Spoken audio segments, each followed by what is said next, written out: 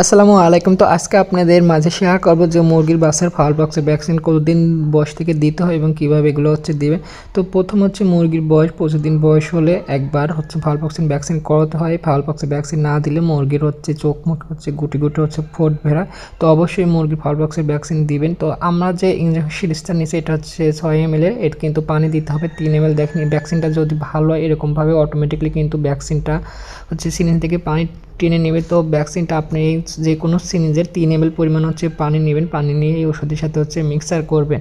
তো 3 ml এর বেশি পানি কিন্তু দেওয়া যাবে না, আপনাকে 3 ml পানির সাথে মিক্সার করতে হবে। তো ভ্যাকসিনটা ভালোভাবে গুলিয়ে নেওয়ার পর দেখেন এরকম কালার হবে। তো ভ্যাকসিনের যে পানি সেটা অবশ্যই আগে পানিটা গরম করে ফুটিয়ে তারপর ঠান্ডা করে অবশ্যই ভ্যাকসিনের সাথে মিক্সার করবেন।